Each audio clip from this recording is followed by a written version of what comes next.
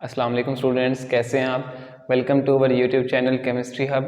आज हमारा lecture number 5 है क्लास 10th का और एक इंतहाई टॉपिक अहम टॉपिक आपके लिए लेकर आए हैं, लॉ ऑफ मास एक्शन का। गुलबर्ग और वेग ने ये लॉ पेश किया था 1869 के अंदर। अकॉर्डिंग टू दिस डेफिनेशन, किसी भी रिएक्टिंग सब्सटेंस का जो रेट होता है वो डायरेक्टली प्रोपोर्शनल होता है उसके एक्टिव मास के।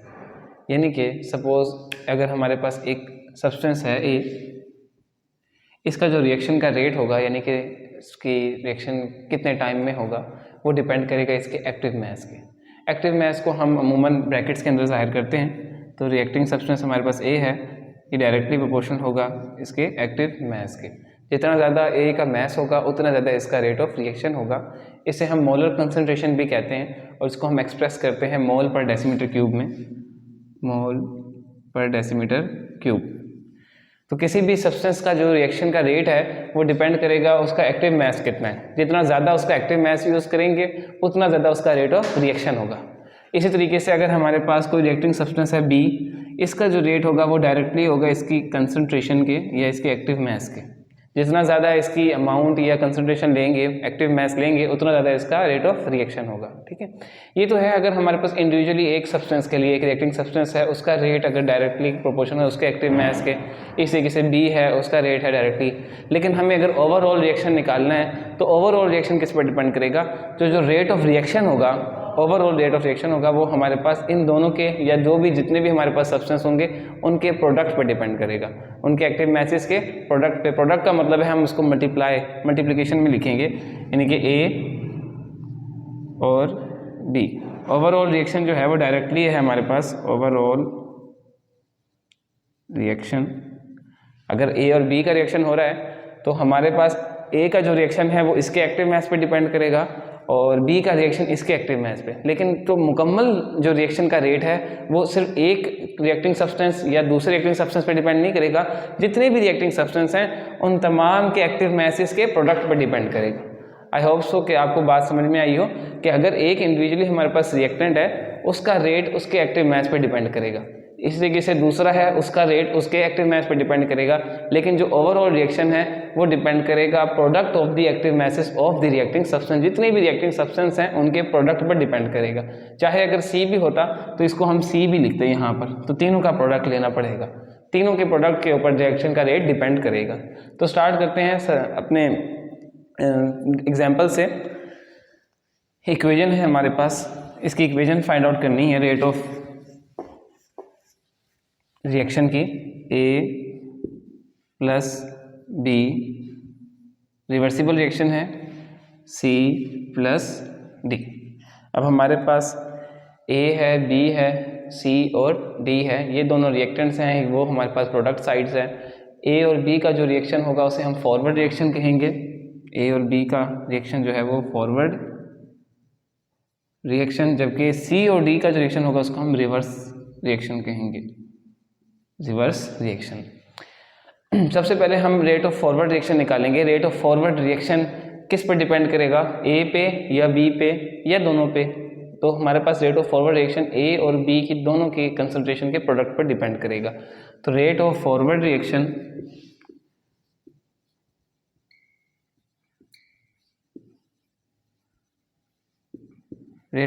रिएक्शन डायरेक्टली होगा एक्टिव मास ए का प्रोडक्ट एक्टिव मास बी। अब प्रोपोर्शनल का साइन हटाएंगे, यहाँ पर हमें कांस्टेंट लगाना पड़ेगा। तो रेट ऑफ फॉरवर्ड का जो कांस्टेंट है उसे हम के एफ से जाहिर करते हैं। इस रेट ऑफ फॉरवर्ड रिएक्शन को हम आर एफ कह लेते हैं। आर एफ, डायरेक्ट का साइन हटाया है हमने, कांस्टेंट लगाया है के एफ। ठीक है, कांस्टेंट ऑफ फॉरवर्ड रिएक्शन है ये, साथ ए और बी। तो ये हमारे पास फॉरवर्ड रिएक्शन की इक्वेशन बन गई है। इसी तरीके से जो रेट ऑफ रिवर्स रिएक्शन होगा वो किसके डायरेक्टली होगा, कंसंट्रेशन ऑफ सी और कंसंट्रेशन डी के प्रोडक्ट पे। रेट ऑफ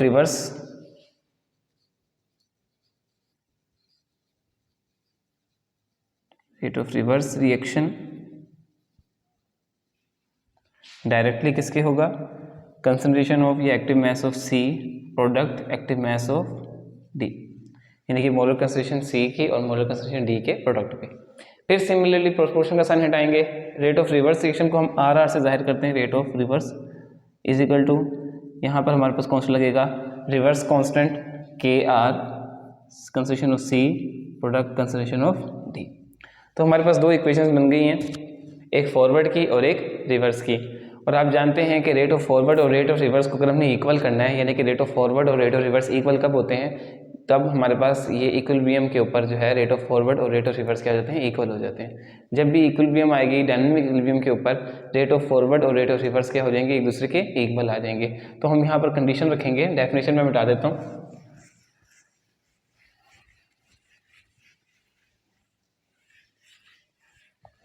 कंडीशन हम रखेंगे eight equilibrium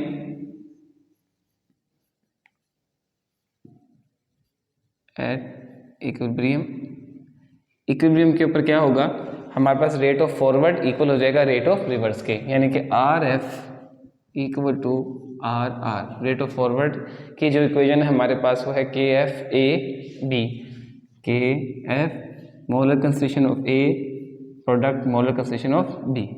rate of reverse की इक्वेशन हमारे पास क्या है, के आर आर आर की जगह पे हम पुट कर सकते हैं क्योंकि इक्वल का साइन है, तो हम आर आर की जगह पे पुट करेंगे K R molar concentration of C product molar concentration of D. अब के आर को हम इधर इस तरफ ले जाएंगे और ए और बी को हम उस तरफ ले जाएंगे सी और डी के नीचे। ये यहाँ पर मल्टीप्लाई हो रहा है, वहाँ जाके क्या हो जाएगा, डिवाइड हो जाएगा।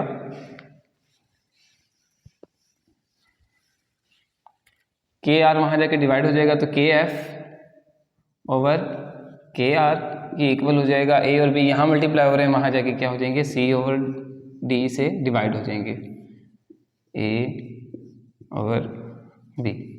ये जो रेशियो है फॉरवर्ड की और रिवर्स की, इसे हम कांस्टेंट कहते हैं, इक्विलिब्रियम कांस्टेंट का नाम देंगे इसे। के एफ ओवर के आर यहाँ लिख भी लेते हैं, K F over K R equal है हमारे पास के सी के, तो हम के एफ ओवर के आर की जगह पे पुट कर देंगे K C equals to concentration of C concentration of D molar concentration of A product molar concentration of B. तो ये हमारे पास फाइनल इक्वेशन बन गई है इक्विलिब्रियम कांस्टेंट की, यानी कि कंसंट्रेशन ऑफ प्रोडक्ट हमारे पास ऊपर है और प्रोडक्ट का प्रोडक्ट, यानी कि एक प्रोडक्ट में यहाँ पे मतलब है मल्टीप्लाई, तो प्रोडक्ट का प्रोडक्ट नीचे रिएक्टेंट्स का प्रोडक्ट, प्रोडक्ट्स का प्रोडक्ट और नीचे रिएक्टेंट्स का प्रोडक्ट। ये जो रेशियो है ये हमारे पास इक्विलिब्रियम कांस्टेंट की रेशियो है। आए जनरल रिएक्शन की तरफ चलते हैं। ऐसा रिएक्शन जिसके अंदर हमारे पास कोएफिशिएंट्स भी मौजूद होंगे।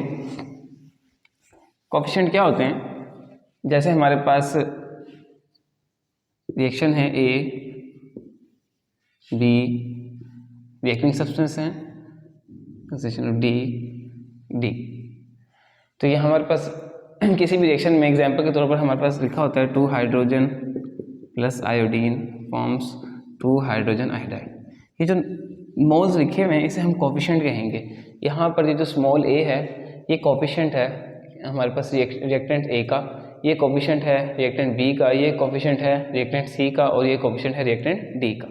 तो इसे हम जो है पावर में लेकर चले जाएंगे, इसे जब हम जाहिर करेंगे इसे हम पावर के अंदर डिनोट करेंगे। किस तरीके से, सबसे पहले हम रेट ऑफ फॉरवर्ड रिएक्शन निकालेंगे, rate of forward reaction. Similarly हमारे पास, बल्कि मैं रेट ऑफ फॉरवर्ड रिएक्शन को डायरेक्टली आर एफ से जाहिर कर लेता हूँ। Rate of forward reaction directly होगा मोलर कंसंट्रेशन ऑफ ए। अब ये जो हमारे पास कोएफिशिएंट है ये पावर में डिनोट होगा raise to the power of A. इस तरीके से molar concentration of B raise to the power of B, जो कोएफिशिएंट थे उसे हम पावर में डिनोट करेंगे। इस तरीके से आप आर एफ को फाइनलाइज कर लें, प्रोपोर्शनल का साइन हटा देंगे, के एफ का कांस्टेंट लगेगा हमारे पास concentration of A power A molar concentration of B raise to the power of B.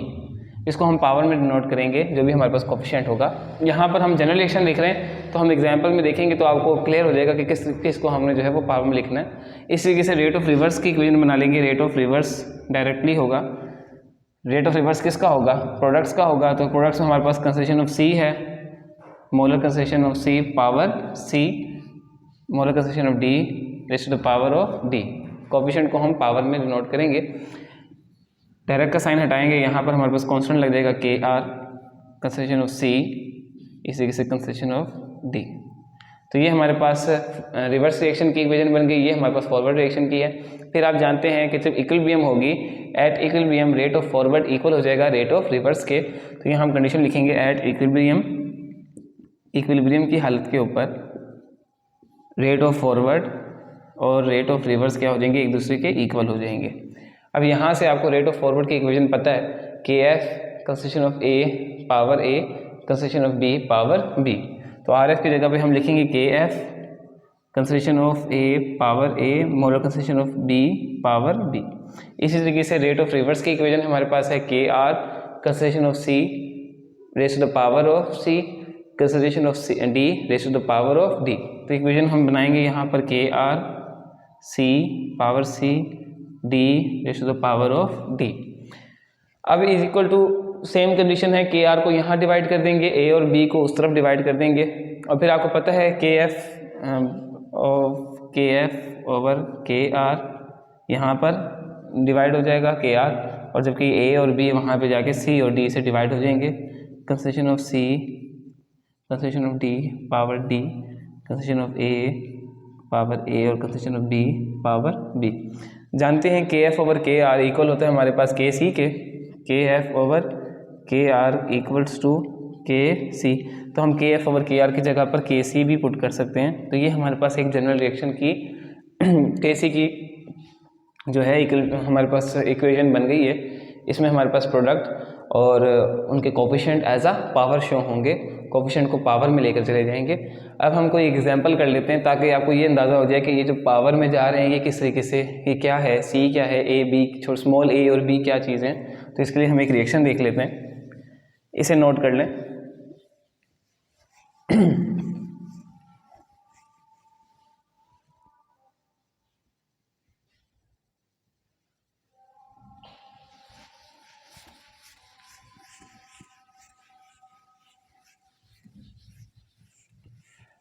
ये हाइड्रोजन वाला रिएक्शन ही ले लेते हैं हम।